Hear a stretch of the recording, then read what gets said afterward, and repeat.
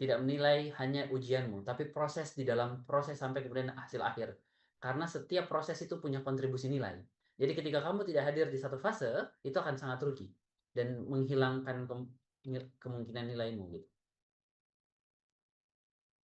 Ini layar pertama, ada 4 layar. Saya akan ini dulu bentar. Saya screenshot semua.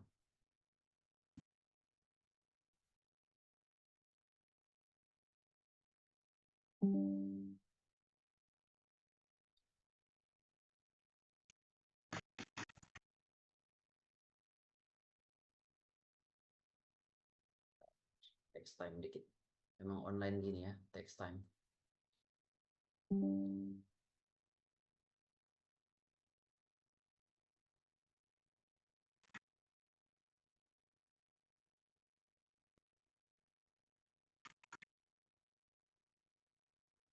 Oke.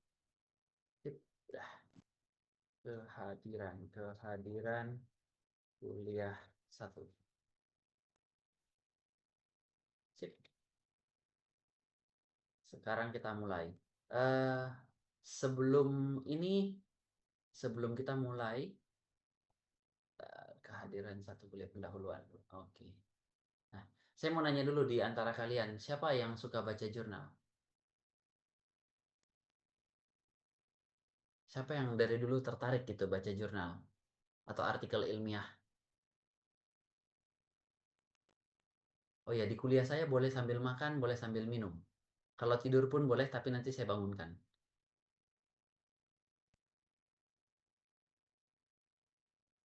Siapa yang tertarik selama ini baca jurnal? Nggak ada? Oke, oke. Kalau tidak ada, maka ada 2 pilihan. Apakah blog ini akan menjadi berat atau kamu belajar untuk mulai menyukai baca jurnal? Kenapa? Karena ilmu evidence based medicine ini satu level di atas itu, satu level di atas just read a journal, just read a article, itu jauh satu level di atas itu. Levelnya apa? Levelnya adalah kita belajar mengkritisi jurnal, mengkritisi benar nggak sih ini jurnal, bagaimana belajar memilah, apakah eh, apakah sesuatu yang ada itu benar-benar terbukti atau suatu informasi itu benar-benar sahih atau tidak sih gitu. Jadi mempertanyakan sesuatu yang ada gitu. Kira-kira kayak gitu. Jadi belajar untuk belajar skeptis. Nah, tapi kan dalam mata kuliah, kuliah itu selalu kita harus ini dulu gitu kan ya. Kontrak kuliah, pertemuan pertama gitu kan ya. Nah, jadi kemudian saya akan menjelaskan dulu sebelum masuk ke kuliah terkait dengan kontrak kuliah blok EBM. Nah, nanti kalau ada yang tidak setuju silahkan bilang gitu ya. Eh, ini siapa yang ngechat saya ini? Jati. Dah. Itu udah dimasukin ya. Nah, jadi em, kuliah kita itu kan setiap hari Kamis. Jamnya jam kritis, jam tidak enak, jam mau tidur. Tapi kalau misalkan nanti kalian ada jam kosong dan kemudian kalian punya jam kosong di hari Kamis, coba lihat dosennya atau tanya dosennya, ditawarkan saja mau pindah jam nggak? Siapa tahu bisa pindah lebih awal. Jadi bisa pulang lebih cepat, lebih selesai lebih awal gitu ya. Dibanding kalian harus kuliah di jam-jam kritis gitu. Yang sangat kritis bahkan. Nah, jadi ini saya kasih lihat gambaran umum dari EBM. Apa sih itu EBM gitu ya? EBM itu adalah sebuah teknik yang mengutamakan konsensus, eksplisit, judicious, kemudian reasonable dalam penggunaan bukti yang tersedia saat ini dalam mengambil keputusan terkait pelayanan kesehatan. Kenapa dia penting gitu? Kenapa dia penting? Coba saya mau lihat dulu. Ada yang tidak berencana menjadi dokter di kelas ini? Berencana jadi dokter semua kan ya? Pasti kan begitu masuk kedokteran, Alicia aktif. Alicia, waktu kamu masuk kedokteran sudah pernah ini nggak membayangkan kamu duduk kemudian jadi dokter, kemudian mengobati pasien, pernah nggak membayangkan itu? Pernah dok, sering. Sering. Ketika kamu bayangkan nggak kalau pasien bertanya dan kamu memberikan sebuah keputusan kepada pasien. Artinya dia memberikan keputusan terkait hidupnya si pasien sama kalian. dokter tolong saya mau memutuskan suatu tindakan terhadap diri saya. Tolong dokter putuskan. Apakah kamu akan memutuskan dengan, kayaknya begini deh, kayaknya begitu, atau berdasarkan justifikasi tertentu yang dikuatkan dengan bukti-bukti yang ada? Kan gitu. Pasti pasti dengan bukti yang ada, Dok, soalnya keputusan besar. Betul, itu keputusan besar gitu. Orang orang menyerahkan keputusan kehidupannya, kesehatannya dia pada seorang dokter. Tidak mungkin seorang dokter punya, apa ya, punya asal memberikan keputusan saja.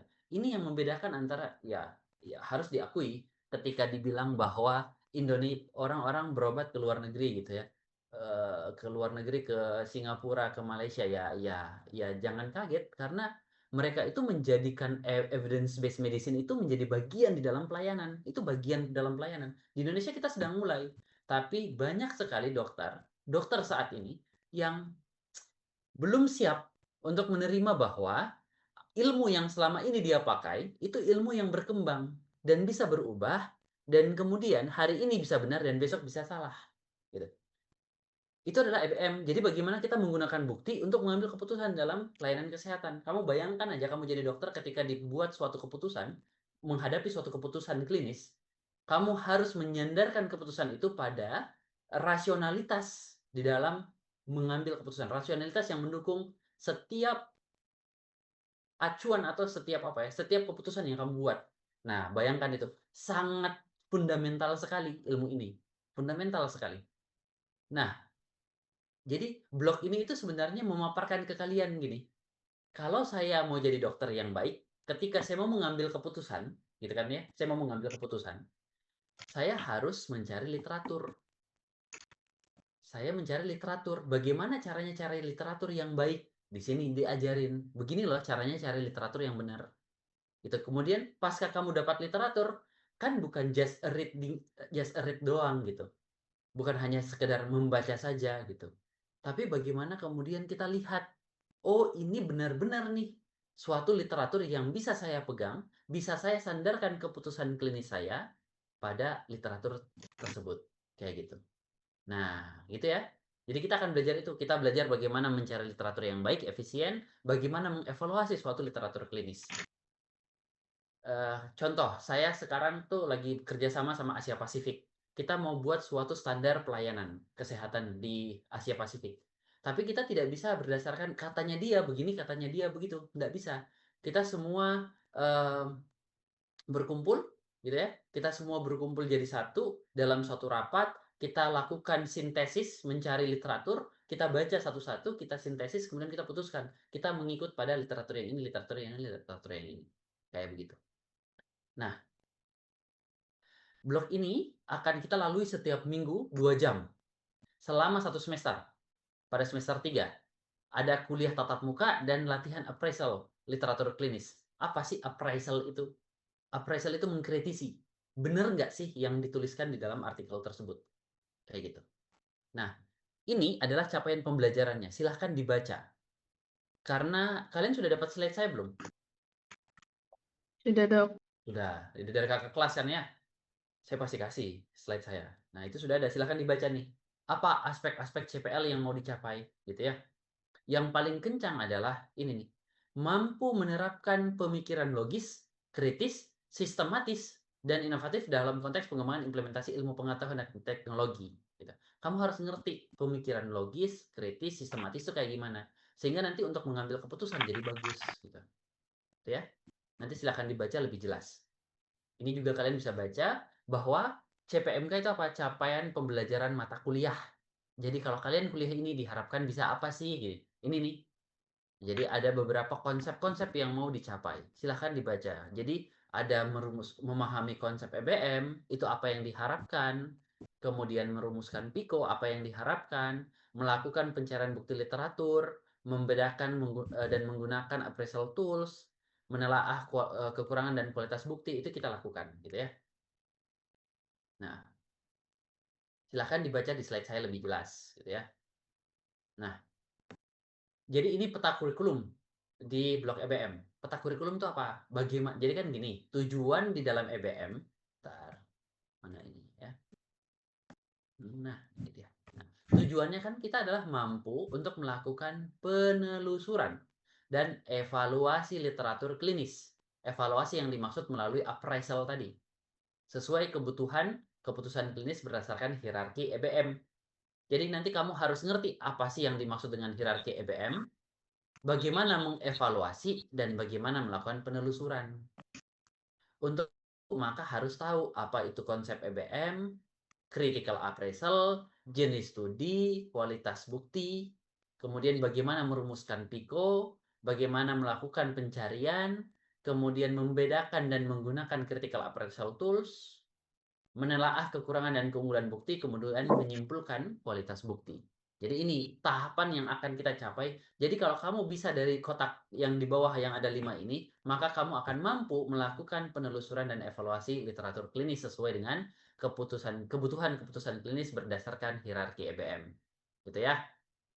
Sampai sini ada pertanyaan? Cukup jelas? Jelas. Oke, ini baru pengantar ya. Ini baru pengantar ini kontrak kuliah nih. Jadi ini kalian lihat di sini, ini hari ini kuliah pertama gitu ya. Nah, kalian lihat di sini ada kuliah interaktif, kuliah Pico, ada kuliah hands-on-nya. Gitu kan ya? Ada hands-on pencarian literatur. Ini punya nilai nih. Nilai ini nanti diambil. Nah, di setiap kuliah ini, kuliah interaktif dan ada diskusinya, diskusinya ini akan ngambil nilai. Nah, nilai ini akan menentukan kelulusan kalian.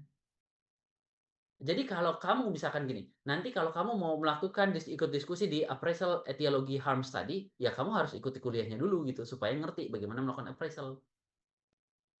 Gitu ya.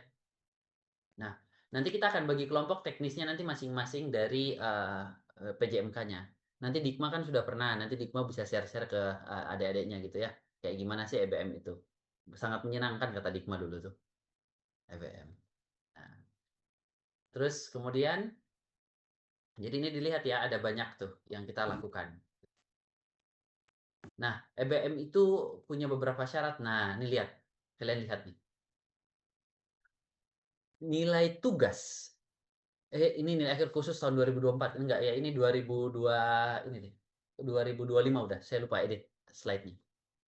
Tugas itu 60%. Bayangkan, tugas itu 60%. Berapa batas lulus untuk uh, nilai C?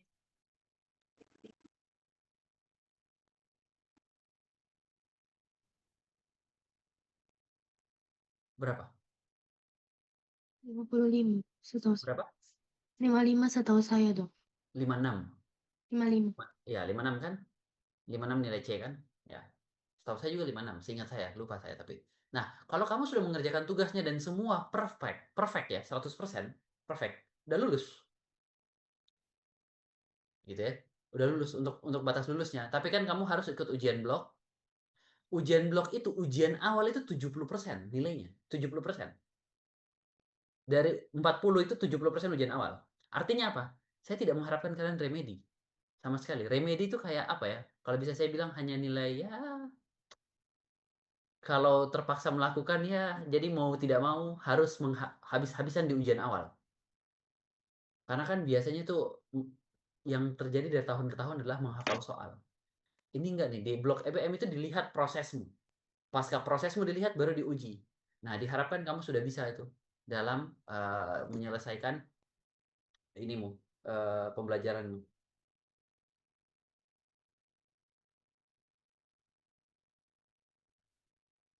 Kayak gitu. Bentar.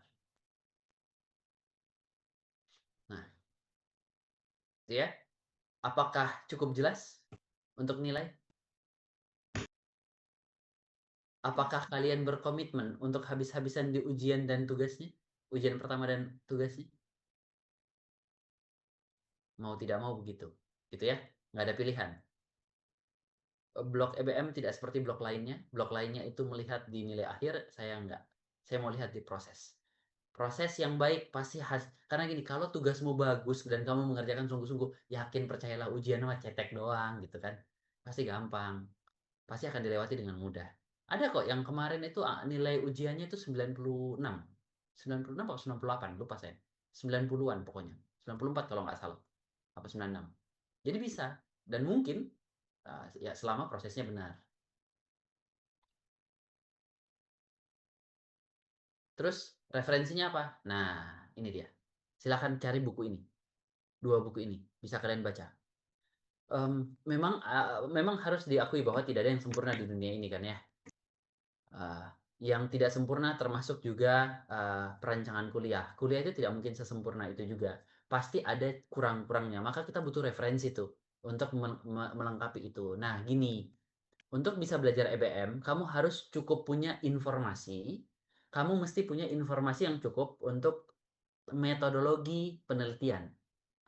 Ini sedikit aja, sedikit. Makanya tadi saya chat Aini, saya lupa bilang tadi malam bahwa kalian harus baca yang namanya cross sectional. Nanti saya kasih lihat di slide saya yang kedua. Di situ nanti ada beberapa hal yang memang harus kalian dalami. Yang memang harus mantap dulu baru masuk ke blok EBM. Jadi mumpung nanti saya jelasin, silahkan pulang nanti diulang, dicari itu literaturnya, dibaca kembali, gitu ya. Terus kemudian nanti apa? Dipakai untuk kuliah berikutnya, gitu ya. Kalau kamu melakukan pembiaran, ya ibaratnya gini tuh. Ini adalah perjalanan kalian kan. Begitu kalian mau melakukan pembiaran, semakin ke belakang pembiarnya akan semakin jauh. Gitu. Tapi kalau kalian berusaha untuk narik belajar dan membaca, ya pasti kamu akan bisa ngikutin flow-nya. Tapi kalau enggak, kamu akan lost dan lost. Semakin ke belakang akan semakin lost. Jadi harus di depan tuh betul-betul harus diinikan memang, gitu ya. Set the highest standard yang kamu bisa set gitu. Oke, cukup jelas kah soal EBM sejauh ini? Jelas, dokter. Jelas, dokter. Oke. Peraturan-peraturan. Nah, yang penting. Nah, kontrak umum perkuliahan. Mahasiswa harus mematuhi peraturan yang berlaku di FK Ubaya. Ini peraturan FK Ubaya nih. Laki-laki tidak boleh jeans dan kaos. Perempuan rok di bawah lutut atau celana kain bukan jeans. Laki-laki nggak boleh pakai rok. Nah, terus kemudian aturan jam masuk kuliah dan praktikum mengikuti aturan dosen pengampu. Kalau di aturan FK Ubaya kan keterlambatan adalah 15 menit. Tapi itu masih di dalam kurung tuh, ada tergantung dosen pengampu. Di blok EBM ada dosen pengampu yang boleh kamu terlambat 15 menit. Saya, kamu sudah tahu dari semester 1. Boleh terlambat? Tidak boleh. 1 menit pun tidak boleh. Karena 30 detik itu 1 nyawa untuk resusitasi. Ya, jadi nggak boleh terlambat sama sekali. Kecuali force major. Silahkan menginfokan saya sebelumnya dan saya notice bahwa kamu terlambat. Kalau kamu tidak hadir, silahkan dibuatkan sesuai dengan peraturan yang berlaku di Ubaya. Karena syarat untuk mengikuti ujian adalah kehadiran berapa persen kemarin, Dikma? 75%, dok. 75%. Kemarin Dikma kehadirannya berapa persen? Kan ada 50, dok. 60 sekian ya, 67 kalau nggak salah ya. Iya, dok. Ya, 67%. Nggak ikut ujian. Ya kan? Enggak, dok. Nggak bisa ikut ujian. Mengulang. Clear ya? Jadi kehadiran itu betul-betul di atas 75%. Kalau dari kita kan punya pertemuan itu totalnya 14. Dari 14 kamu hanya boleh nggak datang 3 apa 2 gitu, lupa saya, nanti hitung sendiri. Jadi silahkan dipergunakan sebaik-baiknya.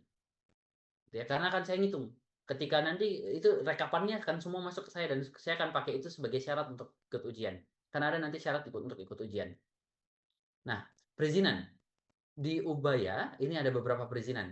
Sakit dengan izin surat resmi dokter, anggota keluarga meninggal, orang tua, pasangan, saudara kandung, anak, surat resmi dari keluarga terkait, mengikuti penugasan fakultas dengan surat tugas resmi itu boleh, gitu ya. Kayak dulu Dikma kan pergi bertanding tuh izin dapat kan. Nah, terus kemudian izin tidak mengikuti ujian hanya diberikan pada mahasiswa yang pada hari pelaksanaan ujian berhalangan sesuai dengan SK Rektor. Ini SK Rektor nih, bukan saya yang bilang ya, SK Rektor.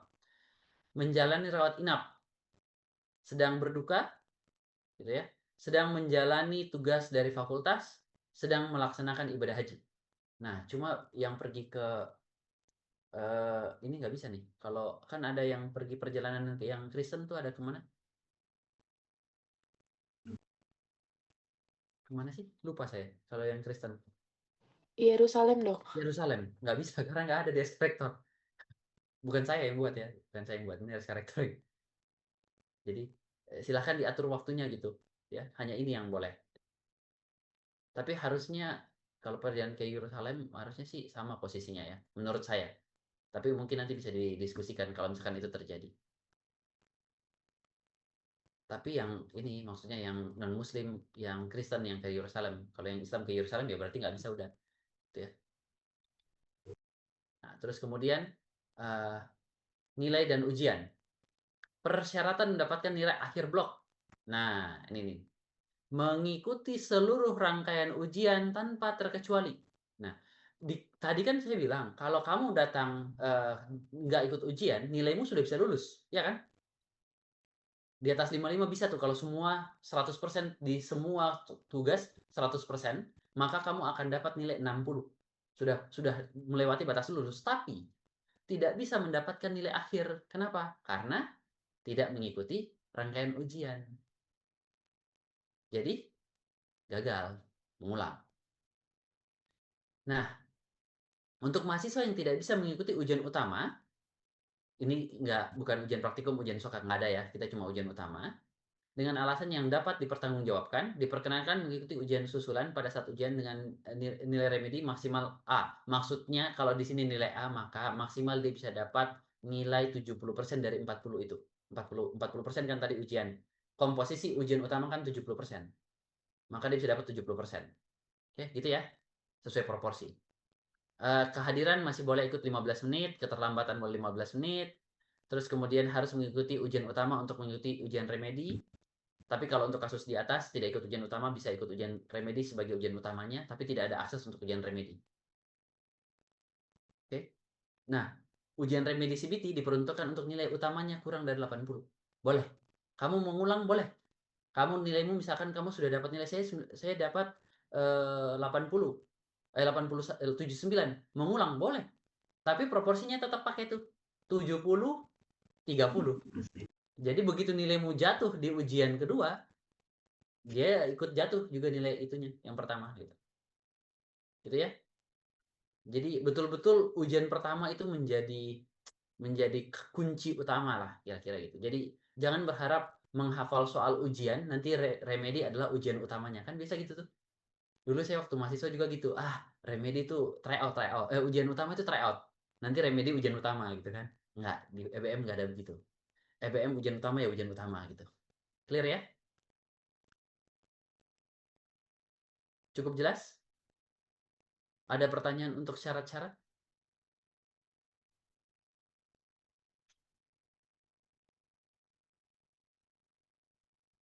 Oh ya, ada yang mau ke toilet? Langsung aja ke toilet, nggak usah izin, nggak apa-apa. Revalina silakan dinyalakan kameranya. Ya. Ada pertanyaan? Belum ada, Nggak Dok. ada? Belum dok. Belum. Kalau gitu saya yang nanya. Apakah setuju dengan kontrak kuliah ini? Setuju, Dokter. Setuju dokter. Setuju, Dok. Setuju dok. Setuju. Karena masih ada Setuju, yang dokter. diam, pertanyaannya saya balik. Adakah yang tidak setuju dengan kontrak kuliah ini? Oke. 3, 2, 1. Semua saksi ya? Semua setuju ya? Oke. Oke, clear ya? Memang begitu. EBM itu harus set the standar se-highest mungkin gitu ya. Nah, kita masuk ke kuliah perdana.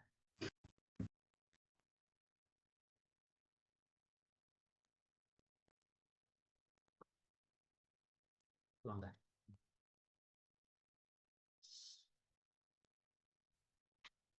Oke.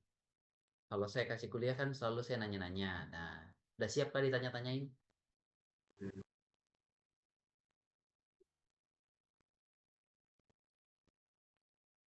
Nah, siapa yang mau berkomentar? Kira-kira kalau ada yang ngomong kayak gini, kamu mau berkomentar apa? Saya nggak bisa munculin mereknya, nanti dibilang saya jualan. Ya. Adakah yang mau berkomentar? Izin menjawab dokter. Silakan Fiona. Apakah ada testimoninya gitu dokter? Maksudnya kayak ini beneran ampuh atau Ini bentar Fiona, kayaknya suaranya agak kecil. Coba, oke? permisi dokter, apakah terdengar dokter? Sudah terdengar. Oke. Mungkin tidak ada bukti kalau ini beneran ampuh gitu dokter. Apakah obat ini beneran ampuh? Adakah testimoninya? Kayak gitu dokter. Oke, apakah kalau ada testimoni kamu percaya? Enggak, tergantung testimoni yang diberikan juga sih Dokter, dokter. ada hasil uji lab, Pak. Oh, hasil uji lab. Oke, yang satu lihat hasil uji lab, yang satu lihat testimoni. Ada lagi Kak yang mau berkomentar? Punya pendapat gitu? Izin menjawab dokter. Silakan, berkomentar aja. Ini dia nggak ada bahan-bahannya juga, ingredients-nya dari obat itu. Atau saya balik pertanyaannya. Ini nggak ada ingredients-nya, nggak dilihat, nggak ketahuan ya apa ingredients-nya. Dari gambarnya sih dok, ada ketahuan. Oh ya, oke, dari gambarnya.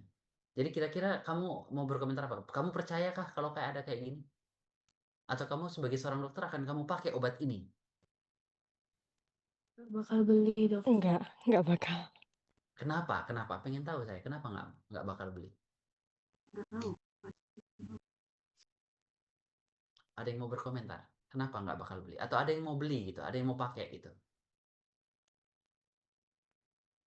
Jujur dokter, dari posternya biasanya kalau yang marketing tawarin di WA, nah pakai poster yang kayak gitu dokter. Jadi Oke, meragukan. Menarik, Dok. Nggak meyakinkan kayak hoax. oke. Berarti ad hominem dulu ya. Ini ad hominem dulu.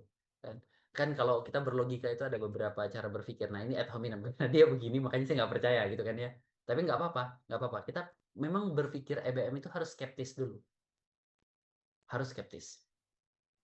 Nanti ada banyak di dunia kesehatan itu obat, bahkan obat yang dipakai itu, obat itu tidak secara EBM tidak cukup baik. Tapi kemudian dijajalkan dan dipakai oleh dokter. Ada banyak, banyak.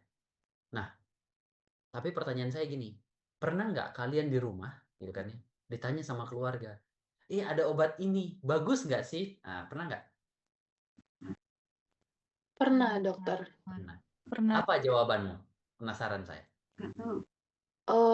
Kalau saya pribadi, Dok, waktu itu nanya kayak komposisinya dulu, Dok.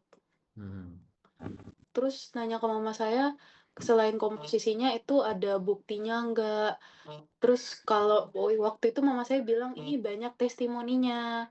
Tapi waktu itu saya bilangnya, mama coba cari-cari dulu itu masing-masing ingredients-nya tuh untuk apa. Jangan-jangan kalau digabung malah nggak efektif kah atau memang cuma hoax gitu, dokter. Oke. Yang lain?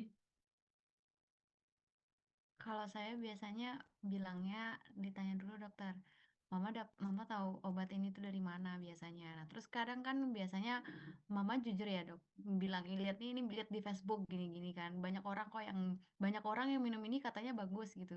Nah, terus biasanya saya jawabnya kalau misalkan eh, tidak ada dari anjuran dari dokter atau apa, mending nggak usah karena pasti itu belum valid gitu dokter. Oke, satu lagi deh, saya mau dengar satu lagi. Cowok. Siapa cowok?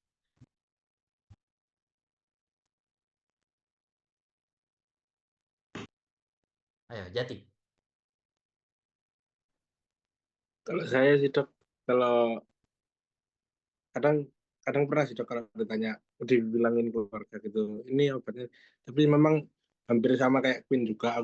Saya saya bilangnya kalau ya apakah apa ada testimoninya nggak, ada kutipan dari dokter apa enggak, itu apa lebih baik nunggu nunggu kayak reviewnya dokter gitu sih dok.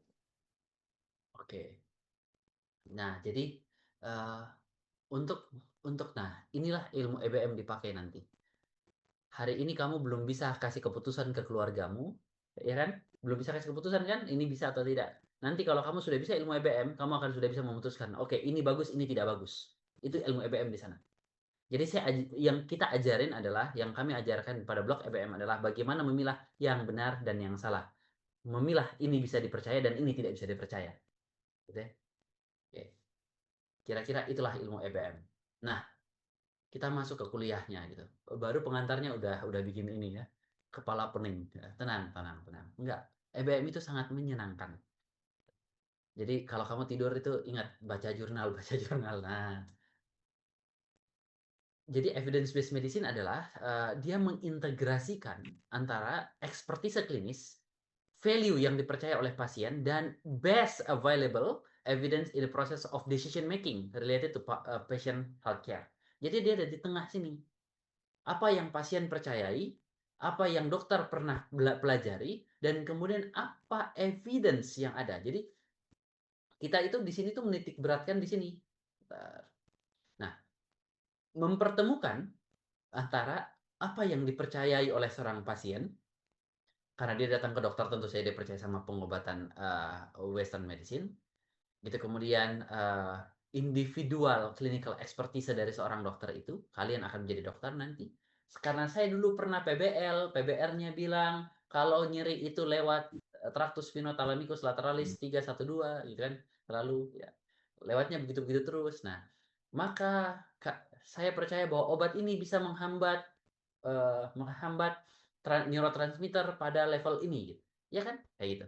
Nah, kemudian bagaimana evidence ada tersedia, itulah kemudian kita belajar evidence based medicine. Kita belajar kemudian mengintegrasikan semuanya karena hasil yang saya pelajari, mekanisme pasien datang dengan nyeri, dia datang ke dokter, dokternya ngerti bahwa ini lewat spinothalamikus lateralis 312 gitu ya, ke area protein 312. Terus kemudian karena literatur ini bilang bahwa obat ini bekerja di sini secara literatur ternyata terbukti efektif, maka saya sebagai seorang dokter akan memutuskan memakai obat ini untuk melakukan terapi pada pasien.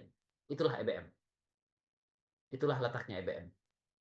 Ilmu yang sangat fundamental. Nah, jadi proses untuk bisa melakukan pendekatan evidence, gitu ya, evidence approach, itu ada 5 step. Jadi berpikir itu betul-betul sistematis. Seorang dokter kita tuh dipaksa untuk berpikir sistematis. Kalian kalau PBL kan sebenarnya berpikir sistematis. Pasien datang, kamu punya hipotesis, habis hipotesis kamu cari informasi yang menunjang, melakukan anamnesis, habis itu karena kamu anamnesis hasilnya ada, kamu mau konfirmasi dengan pemeriksaan fisik, dan kamu konfirmasi juga dengan pemeriksaan penunjang, habis itu kamu tarik sebuah kesimpulan, baru kamu terapi. Itulah proses berpikir seorang dokter. Begitu juga dengan evidence base. Ada proses berpikirnya. Kamu mendefinisikan apa problemnya dulu. Pasien datang dengan nyeri, maka dibuatlah, oh pasien dengan nyeri. Cari bagaimana sih cara mencari informasi yang benar. Nanti itu nanti belajar sama Pak Bahar. Nanti ada istilahnya Bolan Method. Bolan Method itu metode pencarian, jadi efektif. Nah, saya mau tanya dulu, siapa di antara kalian yang kalau cari pada saat PBL disuruh cari misalkan mekanisme nyeri? Bagaimana mekanisme nyeri? Begitu carinya di Google. Atau apa etiologi demam? Kamu tulis juga di Google. Apa etiologi demam? Gitu tanda tanya. Ada yang begitu? Sudah enggak? Oke. Nanti kita akan melihat, nanti kalian akan diajari mencari sebuah literatur itu dengan beberapa kata kunci. Kata kunci digabungkan dengan kata kunci yang lain sehingga kemudian menjadi satu kata kunci yang compact untuk mencari problem yang mau kamu solving, yang mau kalian selesaikan. Nah, setelah itu kita akan melakukan evaluasi kritis terhadap informasi tersebut. Nah, setelah itu baru kemudian bagaimana kita menggunakan pada pasien dan melakukan evaluasi. Tapi di proses ini kita hanya akan melakukan pada 3 tahap ini aja dulu. 3 tahap pertama. Itu ya. Nah, di tahap itu kita akan melihat gitu. Bagaimana validitas pada saat di 3 tahap itu, di tahap kedua kita akan lihat nanti bagaimana validitasnya, relevan enggak, komprehensif enggak literaturnya, apa dia user friendly enggak untuk di-use atau dipakai gitu ya. Ada beberapa komponen ketika kita lihat informasi. Nah, jadi diharapkan kalian di masa depan EBM menjadi EBM oriented clinician, dokter-dokter yang berorientasi pada EBM. Nantinya punya 3 tugas utama. Menggunakan evidence dalam clinical practice, praktek klinis, pakai evidence, pakai bukti. Kemudian untuk mengembangkan dan mengupdate secara sistematik atau evidence yang ada. Nah, ini cukup ya, walaupun beberapa tuh selalu bilang dokter Indonesia sama kok dengan dokter di luar negeri. Bedanya apa? Bedanya ini saya kasih lihat. Bahwa dokter di luar negeri itu, kita di Indonesia itu pelayanan tapi kemudian tidak dikuatkan sama update dalam jadi pelayanan itu tidak dijadikan bagian dalam penelitian dan kemudian diupdate dan update. Di Indonesia itu lebih ke banyak ke pelayanan yang lebih besar, update-nya 20%. Tapi di luar negeri enggak, dia 50-50. Pelayanannya seperti apa, update-nya seperti apa. Mereka punya cukup waktu untuk melakukan update-update itu. Maka pengembangan ilmu pengetahuan di luar itu sangat hebat. Itu kenapa begitu. Saya lihat di Singapura, luar biasa gitu ya. Luar biasa banget. Terus bagaimana kemudian kalian akan melibatkan pasien dalam treatment, diagnosis, prognosis untuk medical practice is based. Jadi itu tujuannya gitu. Jadi menjalankan sebuah praktek klinis bersama dengan evidence, bersama dengan bukti-bukti yang kalian himpun, kemudian kalian buat, kalian pakai, kalian gunakan dalam praktek klinis. Itu tujuannya nanti. Jadi pelayanan kalian sebagai seorang dokter, kalian akan jadi dokter yang sangat baik. Karena di era sekarang itu kalian lihat bahwa dokter asing itu sudah boleh masuk ke Indonesia. Itu sudah boleh kan ya. Dokter asing sudah boleh masuk. Orang Indonesia itu punya tendensius untuk lebih percaya pada dokter orang luar. Dia punya entahlah apa namanya, mental inferiority mungkin menurut saya. Percaya sama orang luar. Tapi apakah orang luar sebagus itu? Maksudnya apakah ada orang luar yang ternyata prakteknya juga ngaco-ngaco? Juga ada juga yang ngaco-ngaco gitu. Ada juga yang ngaco, tapi yang jago banyak. Yang ngaco juga banyak gitu. Nah, maka itu cuma kan nanti ketika kamu tidak menguatkan prakteknya kalian, orang akan percaya sama dokter yang ngaco, kalian yang akan terpinggirkan ke daerah. Kamu yang akan terpinggirkan. Di kota itu akan diisi oleh orang-orang dari luar. Maka kamu harus meningkatkan kualitas pelayanan kalian sebagai seorang dokter. Ketika kalian meningkatkan kualitas pelayanan, kalianlah yang akan bisa berkompetisi dengan mereka. Maka nanti yang akan membedakan kalian dengan dokter lain adalah kompetensi. Bukan lagi dia orang barat, saya orang Indonesia. Bukan, tapi kompetensi. Karena banyak orang Indonesia juga yang keluar kemudian jadi profesor di luar sana gitu ya. Banyak. Jadi kita capable sebenarnya. Cuma sistem yang belum mendukung. Maka harapannya dengan evidence based medicine ini mulai mengarahkan dokter menjadi suatu dokter yang ilmunya terus berkembang gitu. Nah, dalam mempraktekkan EBM ada 5A. Ask a clinical questions. Jadi ditanya, apa masalah yang harus saya selesaikan? Acquire the best evidence. Mencari evidence yang paling baik. Tadi ada pertanyaan, untuk menjawab pertanyaan ini saya harus cari literatur, gitu kan ya. Untuk menjawab pertanyaan ISK pada PBL, saya harus cari jurnal, saya harus cari buku. Begitu saya dapat jurnal, saya lihat jurnalnya, saya lakukan appraisal. Benar nggak sih jurnal ini? Bisa nggak sih saya percaya? Gitu kan ya. Setelah saya percaya, oke, saya tampilkan di dalam PBL. Setelah saya tampilkan di PBL, betul nggak ketika saya pakai pada pasien hasilnya? Nah, itulah 5 tahap EBM. Nah, nanti kita belajar di sini ada 3 tahap pertama ini. Ask a clinical questions, acquire the best evidence, dan kemudian appraise the evidence. Ya. Yang paling berat, yang paling kita titik beratkan pada blok ini adalah tahap ketiga. Appraise the evidence. Bagaimana kalian mampu melakukan appraise dari evidence. Acquire the best evidence itu hanya 20% di dalam blok EBM ini, tapi 80% isinya appraise the evidence. Itu isinya. Itu ya. Jadi mengkritisi, belajar mengkritisi jurnal. Nah, ini yang saya bilang tadi ke siapa? Aini. Kalian harus ngerti ini. Silahkan dibaca dulu. Saya minum dulu.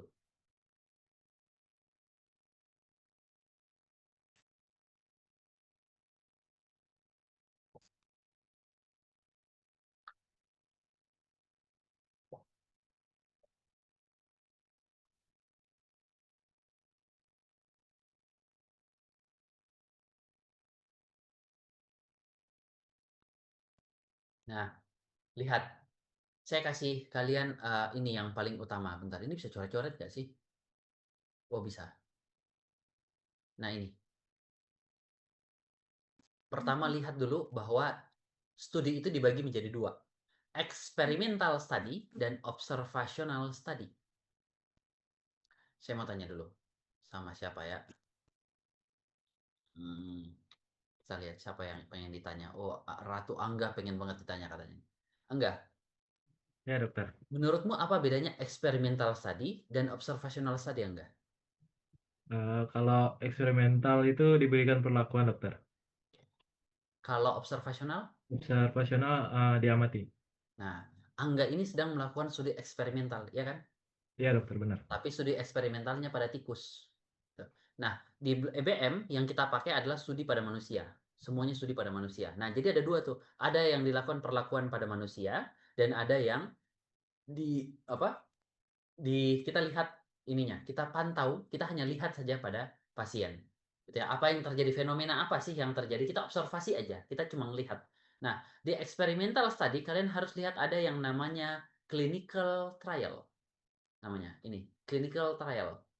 Studi klinis, gitu ya. Uji klinis, bahasa Indonesianya uji klinis. Nanti belajar yang namanya uji klinis. Nah, ekspertise saya di dalam EBM itu uji klinis. Saya biasanya mengapres uji klinis. Nah, observational study itu juga dibagi menjadi yang analitik dan deskriptif. Tapi yang kita mau lihat yang analytical saja. Yang ini. Jadi silakan pelajari experimental study yang disebut sebagai uji klinis. Uji klinis ini pakai mouse nggak bisa nulis nih. Uji klinis, ya gitu ya. Uji klinis. Cari uji klinis dan kemudian belajarlah yang disebut dengan cohort, case control dan cross sectional. Bedanya apa? Nanti saya jelaskan di pertemuan keempat kayaknya. Nanti ada yang namanya cohort itu jadi kan gini, kalau kita melakukan kita melihat suatu fenomena, misalkan merokok terhadap kejadian jantung, gitu kan ya. Hubungan merokok terhadap jantung kita, atau jangan ngerokok deh, vape aja, vape. Kan anak FK Ubaya banyak yang nge-vape kayaknya. Di kompak ya. Jadi nge-vape. Nah, kita mau lihat hubungan nge-vape terhadap sakit jantung. Gitu kan ya. Jadi caranya adalah, pertama, kamu bisa lihat orang-orang yang nge-vape dan tidak nge-vape. Itu diikutin. Sampai kemudian kejadian sakit jantung. Itu namanya cohort, diikutin. Atau case control. Kan kamu lihat outcome dulu. Kamu lihat, oh ini yang sakit jantung, ini yang tidak sakit jantung. Ditelusuri ke masa lalunya. Gitu ya. Ditelusuri. Dia nge-vape nggak sih? Dia nge-vape nggak sih? Gitu. Itu namanya case control. Oke? Atau cross-sectional. Langsung dilihat pada satu waktu aja. Ini sakit jantung pernah nge-vape atau nge-vape atau tidak nge-vape. Tapi ya itu kelemahannya pada cross sectional itu dia tidak bisa melakukan hubungan kausalitas. Hubungan kausalitasnya cukup kurang, lemah. Tapi yang bisa menilai hubungan kausalitas itu yang cukup baik adalah case control, cohort maupun uji klinis. Gitu ya. Cukup jelas? Ini yang tolong saya minta ke kalian, ini fundamental EBM ada di sini. Fundamentalnya ada di sini. Dipelajari uji klinis, dipelajari itu apa itu cohort, apa itu cross sectional, dan apa itu case control. Dipelajari. Ya. Kamu harus pelajari ini. Kalau kamu sudah bisa pelajari ini dan kamu memahami ini, EBM bisa lebih mudah. Mudah banget bahkan.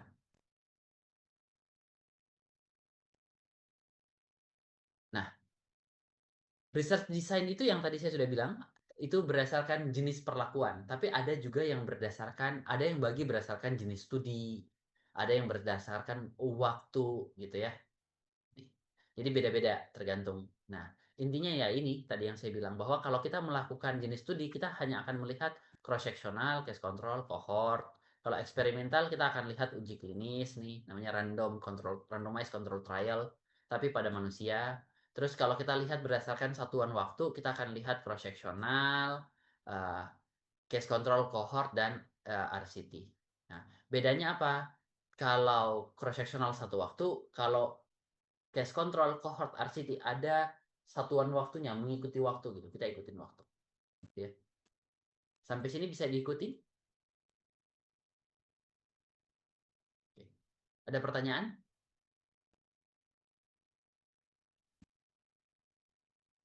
Oke. Tarik nafas dulu. ini dulu, relax dulu 2 menit, 3 menit ya, baru kita masuk ke sini. Ini baru mau mulai masuk ke dalam EBM yang sesungguhnya. Oke. Ya, yang mau ke toilet dulu, silahkan. Saya tunggu 2 menit. Ya, 16.41 kita mulai lagi. Sambil ada yang bertanya enggak?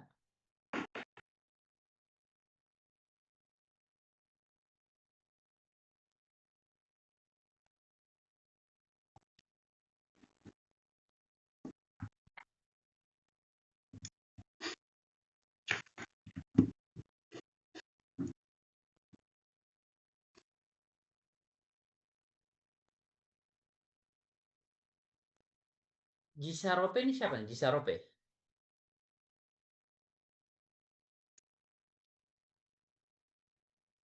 Gisarope itu siapa? Tadi mana Gisarope? Sama Novita Ina. Ke toilet ya? Saya. Oke. Gisarope mana? Gisarope. Gisarope itu tadi siapa ya?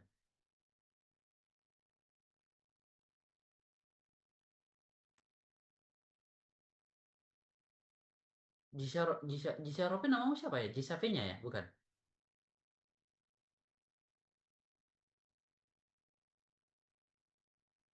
Maaf dokter, kenapa? Namamu Gisapenya? Bukan?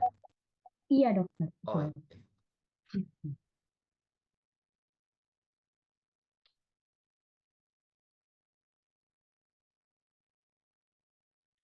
Sudah 16.41?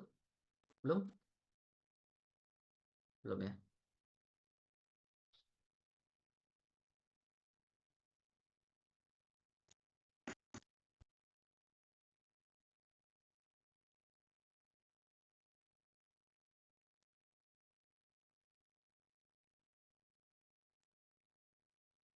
Enakan belajar online atau offline?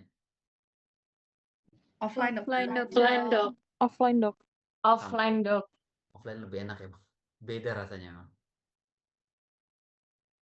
Nah, kita mulai lagi ya. Nah, jadi ini adalah type of study. Ini apa sih gitu ya? Ngelihat ini apa sih? Kenapa ada unfiltered, ada filtered information? Jadi inilah yang disebut sebagai piramida EBM, hierarki EBM. Oke, kamu lihat yang sebelah kiri, yang piramida itu, gitu ya. Nah, ingat nggak tadi pertanyaan saya soal obat herbal tadi yang di slide kedua? Nah, ketika orang bilang ada testimoni, gitu kan ya? Ini banyak loh testimoninya. Kamu lihat di piramida EBM, dia letaknya di sebelah mana?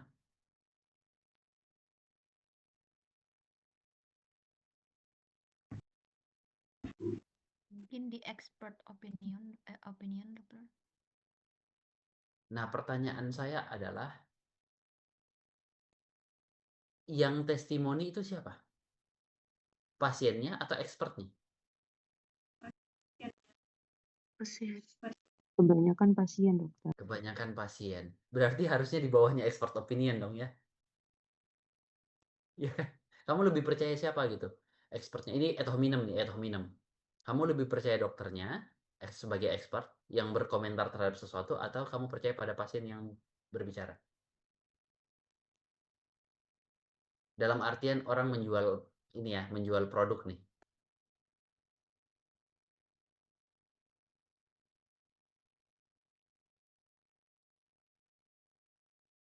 Akan percaya siapa? Ya dokter. Nah, jadi mau dia dokter atau bukan dokter, semua background information atau expert opinion atau opini-opini itu letaknya paling bawah, paling bawah, paling di bawah banget. Paling bawah artinya apa? Paling nggak bisa dipercaya. Paling nggak bisa dipercaya. Yang paling bisa dipercaya adalah systematic review. Ada ini nih, lihat, critical appraisal topics, evidence synthesis. Kita melakukan critical appraisal tuh supaya informasi itu terfilter dengan baik. Nah, lihat, case control itu di bagian di atasnya expert opinion. Cohort itu lebih di atas lagi. Nah, uji klinis atau randomized control trial itu satu level di atasnya cohort. Nah, critical appraisal itu nanti di atasnya lagi. Nah, masalahnya adalah ada banyak systematic review pun yang jelek asal dibuat. Maka kita harus belajar bagaimana menilai systematic review yang baik, gitu kan ya. Nah, kalau kita berpikir sebagai seorang dokter, gitu ya, ketika ada penyakit, kita akan selalu berpikir apa sih penyebabnya, gitu kan ya. Maka itulah yang disebut sebagai apa sih etiologinya atau the cause of the disease. Ya, kita mau lihat apa sih penyebabnya sebenarnya, terus kemudian kalau misalkan itu penyebabnya, bagaimana sih saya mendiagnosisnya? Gitu kan ya. Pasien datang, sakit, apa penyebabnya? Untuk tahu itu saya harus mendiagnosis, maka saya ada bagaimana upaya melakukan diagnosis. Itulah namanya diagnosis. Nah, kita akan nanti ada 4 pembagian secara besar terkait dengan studi-studi yang ada di bidang kedokteran. Yang pertama studi etiologi untuk mengetahui kausanya, diagnostic study untuk menentukan penyebabnya, terapi study atau harm study untuk membandingkan efektivitas atau efek buruk jadi suatu intervensi. Membandingkan efeknya. Kalau saya pakai obat A dibandingkan obat B, bagusnya yang mana sih? Kan gitu. Nah, kemudian yang terakhir adalah prognosis. Setelah saya pakai, bagaimana sih prognosisnya? Kan selalu ada prognosis kan ya? Kalau PBL selalu prognosis, tapi semua prognosis jatuhnya dubia. Itu artinya apa? Nggak ngerti kan? Ini bagus nggak ya? Ya udah dubia aja, ragu-ragu. Orang Indonesia itu kalau dikasih 5 pilihan, satu itu ragu, satu itu tidak pernah, 5 itu pernah sering sekali, dia selalu jawabnya 3, ragu-ragu. Selalu ambil yang tengah, nggak tahu kenapa. Makanya kalau melakukan penelitian orang Indonesia itu nggak dikasih 5 pilihan, kasihnya 4, biar nggak bisa pilih tengah-tengahnya. Nah, jadi nanti kalian akan lihat itu bagaimana kita memprediksi sehingga kita bisa lihat, oh kalau pakai obat ini kemungkinan sembuhnya sekian persen, kalau pakai obat sana kemungkinan sembuhnya sekian persen, maka saya memutuskan pakai obat yang ini, kayak gitu. Itu ya. Jadi itulah ada 4 pilar di dalam studi di dalam dunia kedokteran: etiologi, diagnostik, terapi atau harm study, dan prognostic study. Nah, untuk melihat, jadi bentar biar nggak bingung. Untuk melihat semua ini, etiologi study, diagnostic study, terapi study, prognostic study, ada caranya. Metodologinya. Apa metodologinya? Ada satu cross-sectional. Nah, ini yang saya bilang, kalian silakan baca. Jadi studi yang memperlihatkan suatu faktor risiko dan efeknya dilihat pada satu waktu. Orang sakit jantung dilihat pada saat itu dia pakai vape nggak? Kan nggak ketahuan. Orang pakai vape itu bisa dari beberapa tahun yang lalu baru kejadian. Dan bisa saja pada saat dia sakit jantung, baru dia mulai, saya nge-vape aja deh, udah mau mati gitu kan. Dia pakai vape aja. Kan bisa begitu. Jadi, itulah cross-sectional, melihat pada satu waktu. Itu ya. Jadi ini nih kata kuncinya. Independent and dependent variable dilihat at the same point in time. Satu waktu. Lihat di satu waktu. Itu cross-sectional. Oke. Nah, kalau case control beda. Kalau case control, dia lihat dulu dari saat ini di masa sekarang, gitu ya. Kita dapat orang yang sakit jantung dan tidak sakit jantung. Saya lihat ke masa lalunya. Siapa sih yang terpapar sama vape? Siapa yang tidak? Terpapar, tidak. Baru dibandingkan. Gitu ya. Jadi dia melihat ke belakang. Melihat masa lalu. Gitu ya. Walaupun melihat masa lalu itu tidak selalu nyaman. Nah, cohort. Oke. Sampai sini sudah paham case control dan case control? Cross-sectional? Ada yang mau ditanyakan? Clear ya? Oke, yang ini untuk cohort silahkan ditatapi baik-baik gitu. Cohort itu, intinya cohort ini, dia itu sifatnya mulainya itu selalu dengan exposure. Selalu dengan exposure. Kalau case control tadi, dia lihat dari penyakit dulu, ya kan? Nah, kalau cohort, dia selalu lihat exposure. Siapa yang, kita kan ini waktu, satuan waktu, gitu ya. Di hari ini misalkan, ini now. Kamu lihat ke depan, gitu. Dia sekarang pakai vape, sampai ke depan, siapa sih yang akan jadi sakit jantung 5 tahun lagi, gitu kan ya. Itu namanya cohort prospektif, maju ke depan. Ada cohort yang sifatnya retrospektif. Apa artinya? Dia pergi ke masa lalu, lihat. Pada saat awal, orang ini pernah nggak sih dia pakai rokok? Terus diikutin. Kejadian nggak sakit jantungnya selama di masa lalu? Kalau case control dia mulai dari penyakit, kalau cohort dimulai dari paparannya dulu. Gitu ya. Nggak apa-apa. Kalau bingung itu hal biasa, karena kalau bingung itu berarti ada informasi yang masuk dan ada informasi yang trash di atas, di dalam. Kalau sama sekali blank itu yang berbahaya, karena nggak ada informasi sama sekali. Nah, kalau bingung nggak apa-apa, pulang, nggak pulang nih dari rumah. Nanti pasca kuliah silahkan diulang lagi supaya lebih paham, gitu ya. Kalau kayak gini boleh tanya ChatGPT gitu. Apa sih bedanya cohort retrospektif, prospektif, case control, proseksional gitu ya. Nah, kemudian satu lagi, randomized control trial. Nah, kalau randomized control trial, dia masuk di dalam observasional atau eksperimental? Observasional atau eksperimental? Bertanya nih, saya bertanya nih. Eksperimental, Dok. Eksperimental, Dok. Eksperimental. Bisa nggak eksperimental kita lakukan ke masa lalu? Bisa nggak? Bisa nggak kita melakukan eksperimental ke masa lalu? Gak bisa, Dok. Tidak bisa, Dok. Ya, bisa kalau punya Doraemon. Tuh kan ya?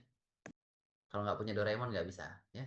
Kita nggak punya Doraemon. Nggak mungkin studi eksperimental itu dilakukan di masa lalu. Studi eksperimental pasti akan prospektif. Artinya, now, gitu ya, dan kemudian akan maju ke depan. Pasti. It a must. Tidak mungkin tidak, gitu. Tinggal kita lihat di antara orang yang pakai obat dan tidak pakai obat, siapa yang berefek dan siapa yang tidak berefek. Maka kita lihatnya pada human beings, pada manusia. Maka disebutlah sebagai clinical trial, uji klinis. Jelas?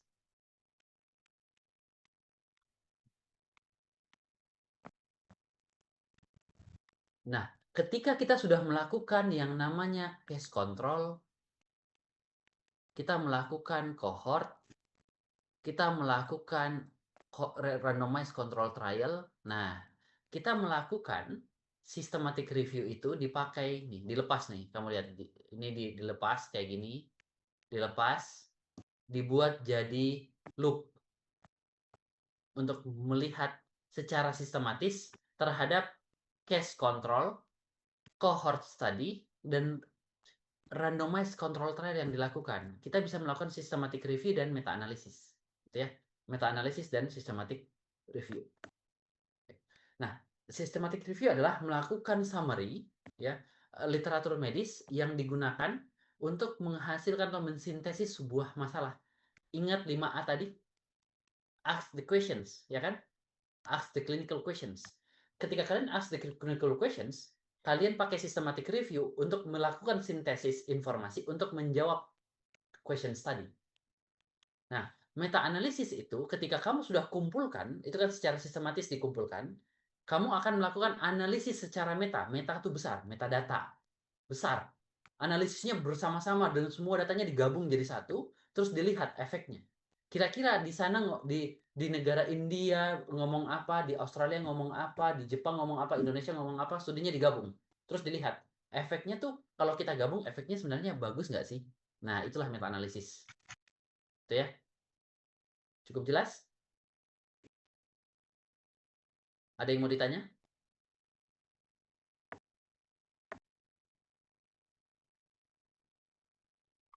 Oke. Nah, jadi ini yang akan kita lakukan. Kita akan belajar di blog ini, kita akan belajar bagaimana melakukan etiologi harm itu juga bisa dengan terapi harm ya. Nah, kita akan belajar bagaimana melakukan pencarian etiologi harm study, diagnostic study, terapi study, prognosis study, dan systematic review meta-analysis. Kita akan lihat ini semua satu-satu. Bagaimana sih caranya melakukan? Nah, melakukan ini, melakukan itu dalam artian melakukan appraisal, ya, appraisal. Kalau kita melakukan appraisal, maka jenis studi, jenis metodologi apa sih yang bisa untuk etiologi harm study? Yang bisa itu hanya yang ini nih. Yang bisa itu saya tulis di dalam sini, gitu ya, di kotak sini.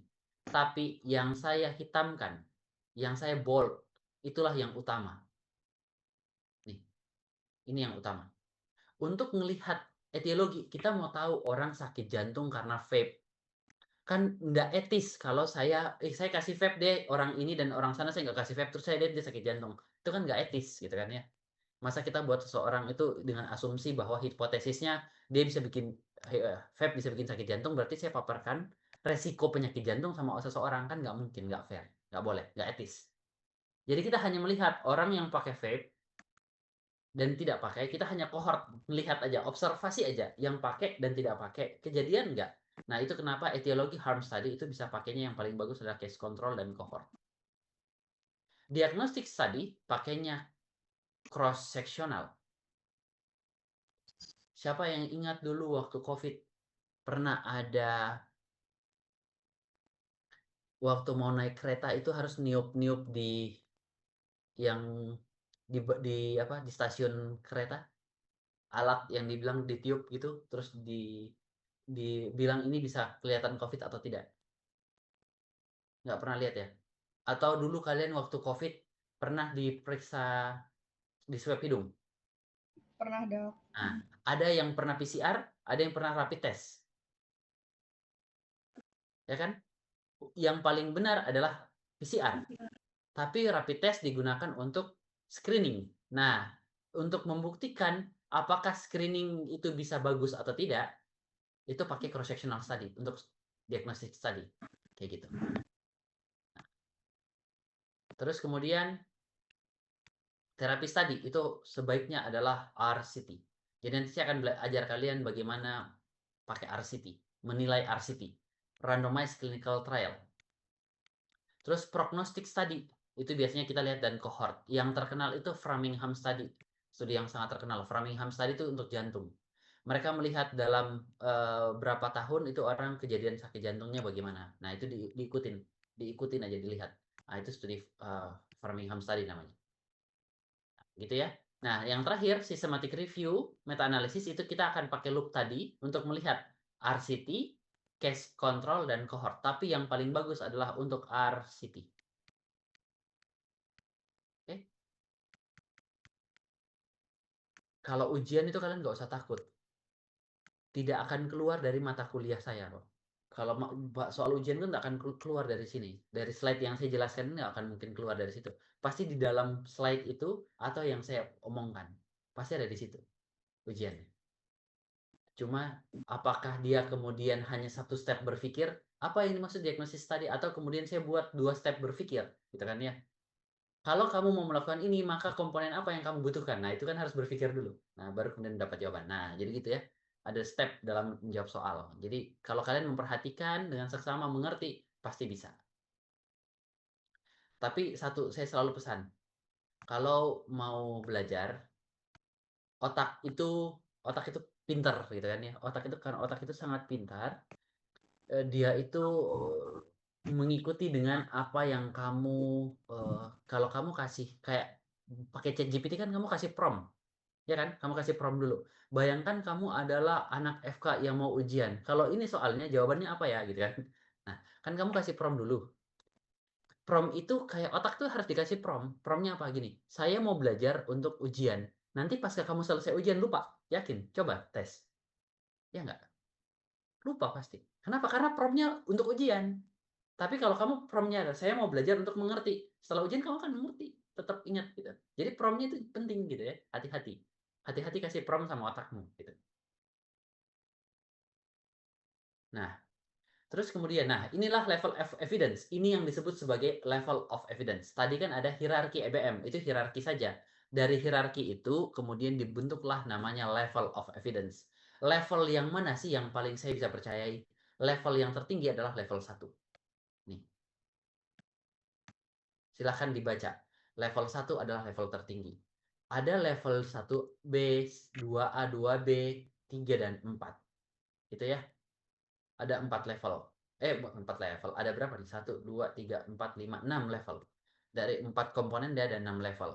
Silahkan dibaca bahwa inilah level of evidence yang ada. Ini dipakai di seluruh dunia. Seluruh dunia pakai ini.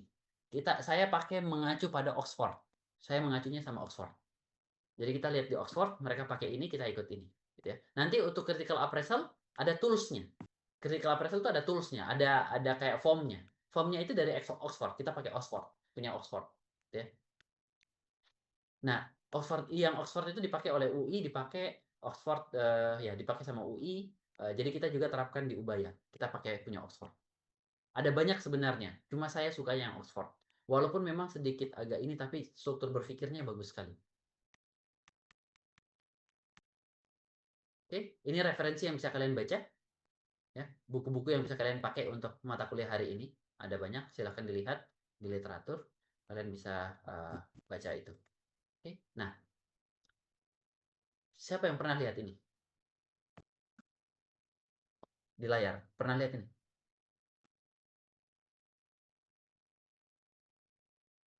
Siapa yang pernah baca atau nonton Pearl Harbor? Perang Dunia Kedua. Iya, pernah dokter. Pernah kan ya? Dulu waktu saya masih kecil, kamu belum lahir mungkin. Tapi kita mirip kok, 20-an tahun saya juga. Nah, lebih sedikit.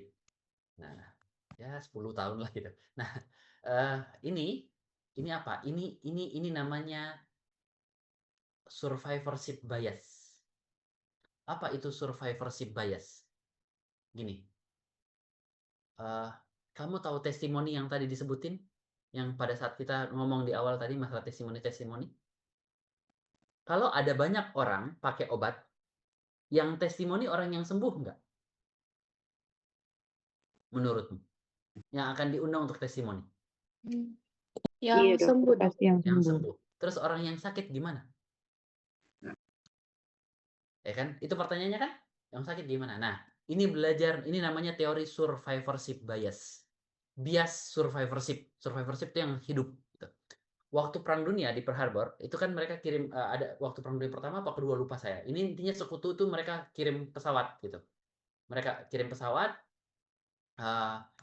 untuk menyerang gitu, terus begitu mereka menyerang, mereka itu menganalisis pesawat-pesawat yang kembali ke pangkalan. Gitu ya. Yang kembali ke pangkalan itu mereka analisis, oh ternyata banyak area sini dan di sini yang ditembak. Maka apa yang dilakukan oleh sekutu? Yang dilakukan adalah mereka menebalkan armornya di sini. Dia tebalkan. Nah, menurutmu apakah ini akan efektif? Tidak. Kenapa? Karena yang kena tembak di sini dan kena tembak di sini sudah jatuh duluan. Makanya nggak kembali. Salah. Jadi kalau misalkan orang minum obat, dia sembuh, yang testimoni yang sembuh saja, survivorship bias kita. Bagaimana orang yang tidak sembuh? Bagaimana orang yang efek samping? Kamu minum obat ada 3 resiko. 1, sembuh. 2, tidak ada efek sama sekali. 3, efek samping. Bagaimana orang yang efek samping? Bagaimana orang meninggal karena obat itu? Bagaimana kalau ternyata yang di hari 10 yang minum ada 9 yang meninggal? Ya kan? Bagaimana kalau ternyata dari 10 ada 3 yang sembuh, 7 tidak sembuh sama sekali. Tapi yang testimoni yang 3. Kamu mau percaya yang 3? Kan nggak boleh. Nggak fair. Maka inilah yang disebut sebagai survivorship bias. Evidence-based medicine membantu kalian untuk membedakan kapan saya harus percaya dan kapan saya harus tidak percaya. Itu kuliah saya hari ini. Cukup sekian dan terima kasih. Ada pertanyaan? Tidak, dokter. Sinta Olivia? Oke. Iya, Dok. Apa yang kamu dapatkan hari ini? Masih baru gitu, jadi kayak masih pusing juga buat memahaminya sih, Dok, sebenarnya. Kamu tahu yang disebut sebagai cross-sectional itu apa? Yang kalau misalnya orang udah sakit jantung, kita tadi dokter bilang kalau kita orang sakit jantung, kita nggak tahu dia itu saat itu merokok atau tidak, gitu sih, kalau besarnya, Dok. Oke. Nia Yayan. Nia Yayan. Nia Yayan? Mana Nia Yayan? Halo, halo Nia Yayan. Ya dokter, Oke. Dari mana Nia Yayan? habis dari kamar mandi dok. Oh, dari kamar mandi. Oke. Em, apa itu 5A?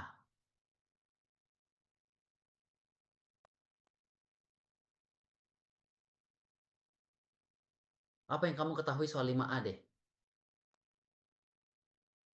Yang saya tahu itu yang 5 itu ada step 1 sampai 5. Yang step pertama itu tentang asking, yang step 2 itu tentang acquire, lalu yang ketiga apply sama assess. Itu yang paling penting di step ketiga dok, yaitu yang apply, Ellen. the evidence. Ya, Ellen. Ellen. Di situkah dirimu, Ellen? Ellen. Di mana dirimu, Ellen? Halo, Ellen?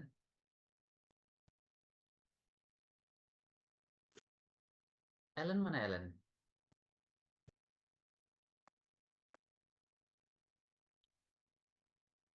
Ellen? Ellen nggak hadir?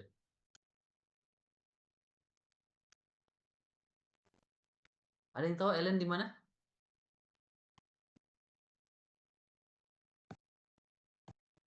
Hmm.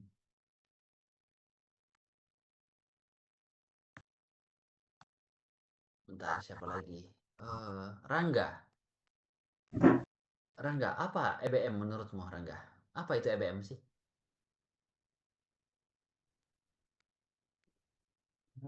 Gimana ya? Bentar, dok.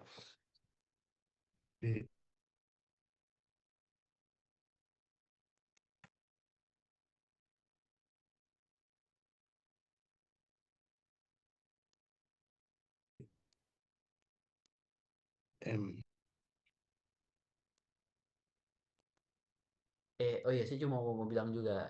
Tapi kan ini sudah kuliah terakhir ya, nggak yang online. Kalau online kan kita bisa pakai OBS tuh, biar gerak-gerak gitu terus. Nah itu ketahuan. Saya bisa lihat OBS dia, oh dia pakai OBS nih. Hati-hati.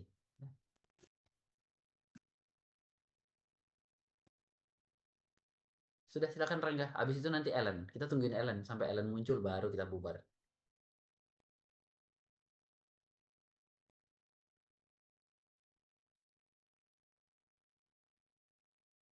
Ayo Rangga.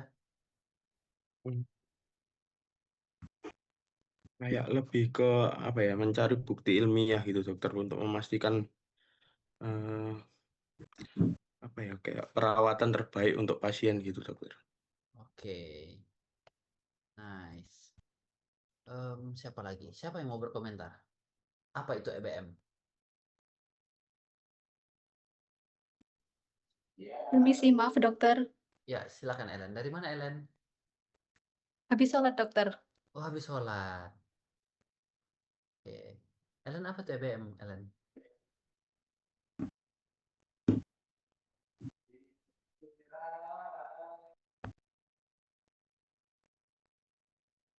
Ellen sholat apa Ellen? Oh, sholat itu ya. Sholat apa? Sholat asar.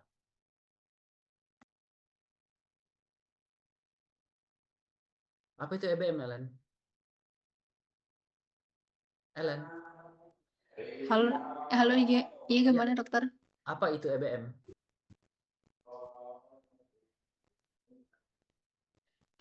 EBM itu pendekatan praktik kedokteran yang menggabungkan bukti ilmiah terbaik, Dok. Kalau yang dibikin bottom, siapa nih? Ada 2 orang dibikin bottom. Ada Keisha dan Keisha. Sama-sama dibikin bottom. Keisha yang mana nih? Yang bikin bottom yang mana nih? Yang di rumahnya Cindy aja. Cindy ya namanya. Keisha Karita. Iya, dokter. Ya. Di rumahnya Cindy ada udara? Nggak ada. Iya, di rumah Sandi ada Oh, udaranya.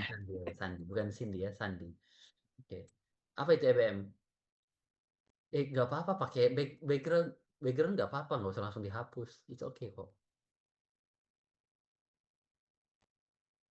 Mungkin integrasi antara tadi klinis sama bukti-buktinya gitu, Dok. Oke. Banyak yang dibikin bottom ya. Yang lagi sama Deddy Corbuzier. Zahra, lagi di close the door. Ya Coba. dokter, kenapa dokter? Apa hasil EBM? Salah. Apa itu EBM? Hasil diskusimu sama Deddy Corbuzier apa? EBM.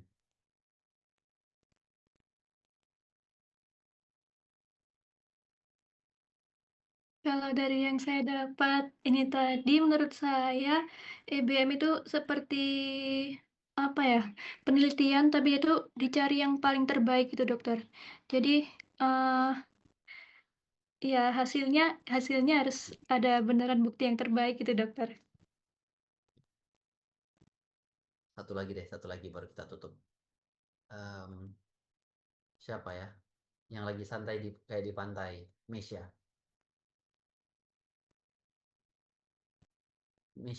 Iya dokter. Oke. Panas nggak situ? Nggak. Misha, apa yang kamu dapatkan hari ini, Misha? Mempelajari apa itu EBM, terus tentang chord, terus case control study, terus tentang cross sectional study itu apa gitu dok. Kira-kira kalau nanti kamu jadi dokter, kamu bisa menggambarkan nggak? Kamu akan memakai ilmu ini kayak gimana nanti?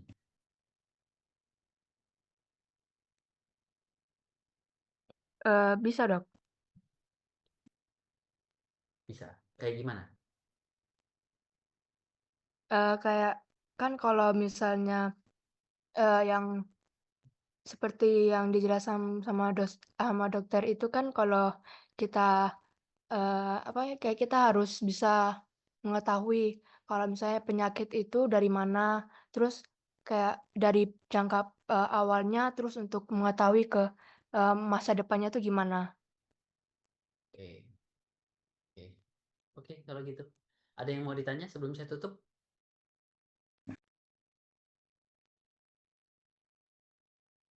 Sebenarnya saya mau buatin kalian tugas untuk bedain antara cross-sectional dan teman-temannya, tapi nanti komposisi nilai jadi kacau. Ya udah, saya serahkan sama kalian. Kalian mau membaca atau tidak? Kalau kalian mau membaca syukur, kalau enggak ya sampai ketemu lagi di tahun yang depan gitu kan, karena mengulang gitu. Jadi ya membacalah dari sekarang supaya nanti tidak semakin kelewat lagi gitu ya dari yang lain. Dan tolong bukan tolong, saya nggak harus minta tolong sih. Yang harus kalian perhatikan adalah kehadiran. Itu ya, cukup clear ya. Silahkan berproses dengan baik, hasil proses yang baik kalau kamu berproses dengan baik, hasilmu pasti baik, yakin percayalah. Ya. Oke, cukup sekian. Saya tutup kuliah sore ini. Assalamualaikum warahmatullahi wabarakatuh dan selamat sore. Terima kasih dokter. Waalaikumsalam warahmatullahi wabarakatuh. Terima kasih dokter.